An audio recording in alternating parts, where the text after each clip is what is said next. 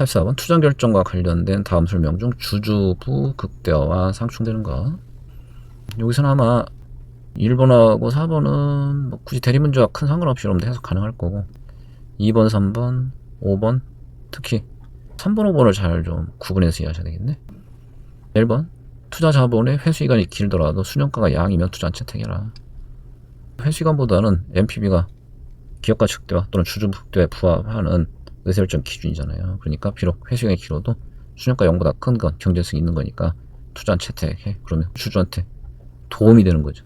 지금 상충되는 걸 찾아라 했죠. 이거는 주주 이익에 부합하는 거예요.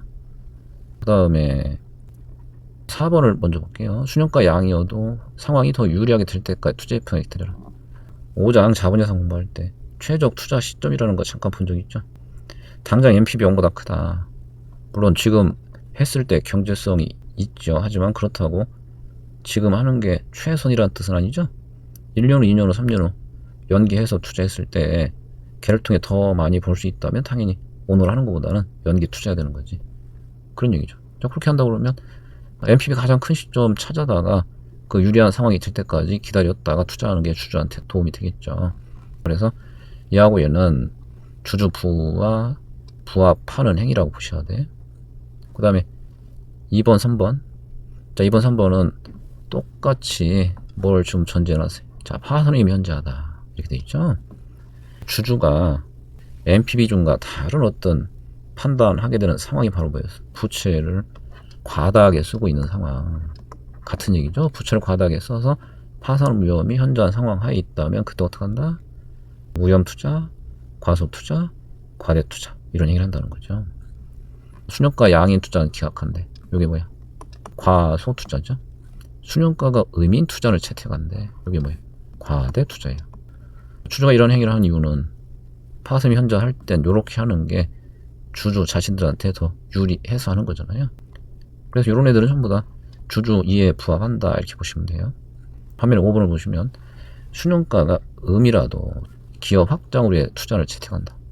그래서 아까 3번과 5번을 잘 비교 이해할 필요가 있다 그랬죠. 중요한 건 3번은 이미 뭘 전제해서 파산이 현저하다. 부채를 과다하게 쓰니까 어떻게 할 수 있어? 음이지만 투자하는 경우가 생길 수 있다. 이건 맞는 얘기지만 이건 재무 상태에 대한 아무 얘기 없잖아요. 만약 순현가 음인 걸 정상적인 회사가 투자하면 주주한테 이득이야 손해야? 그건 당연히 주주한테 손해죠. 그래서 재무적 문제가 없는 상태로 순현가 음인 걸 투자하는 행위는 주주한테 손해를 미치겠구나. 주주 부극대화 그래 상충될 수 있구나. 요게 이제 가능한 답이다 이렇게 보시면 되죠. 그 다음에 46번 보시면 얘는 포인트만 알면 자, 너무나 단순한 문제야. 다음 시장가치로 측정한 A기업, B기업 자본구조와 경영자의 지분율 이에 대한 설명 중 가장 적절하지 않은 것.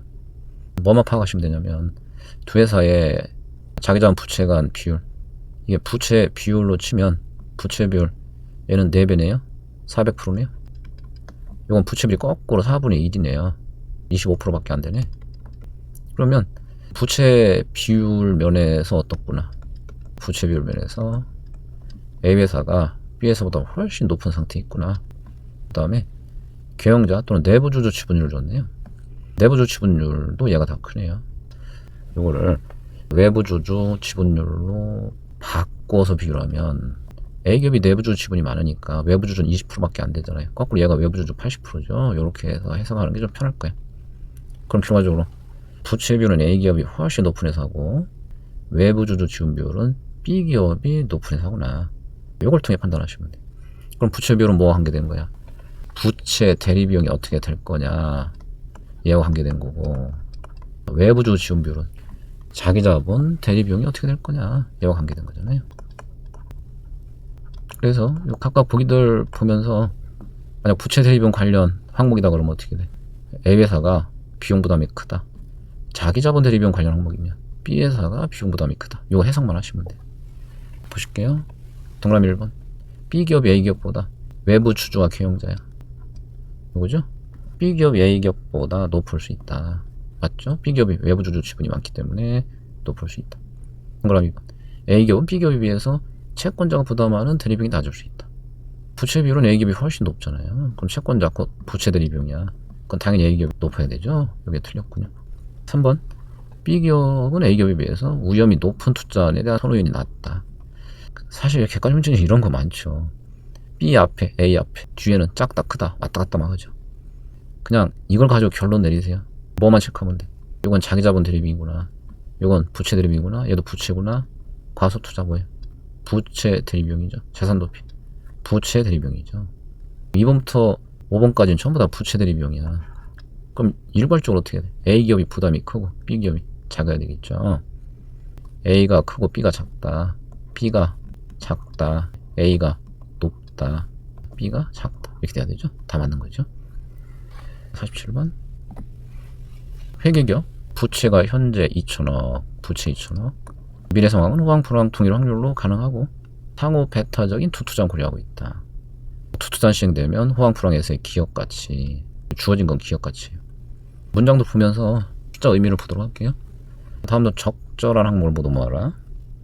A문항 A 투자 시행 시의 기대 기업가치, 그게 B 투자 시행 시 기대 기업가치보다 200억 원만큼 작다.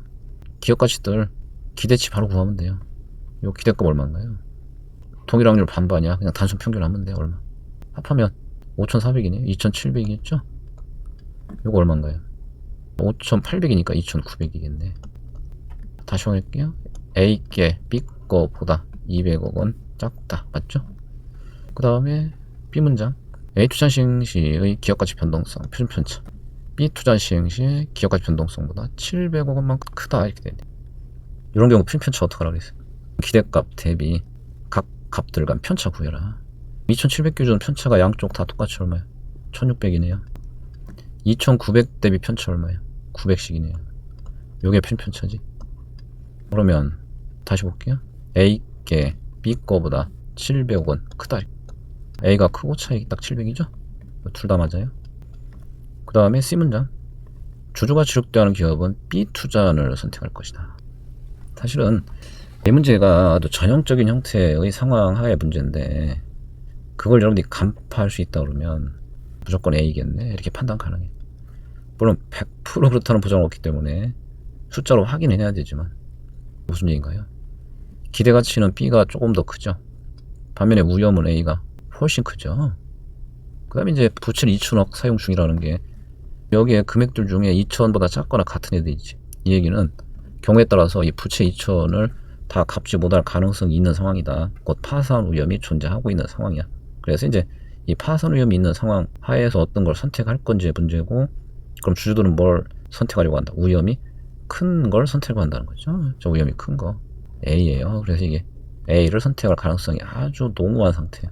단 아까도 얘기했지만 100% 그렇다는 건 확신할 수는 없기 때문에 확인하셔야 되는데 그때는 어떻게 하는 거라고 그랬어요? 주주거 현금 흐름 분석을 해야 된다. 또 주주거 분석할 때는 어떻게 해라? 기업 가치가 있죠. 채권자 우선 권리가 있죠. 그러면 채권자가 우선 주고 남는 거 이게 얼마냐 이거 찾으면 되는 거야. A는 어떻게 될까요?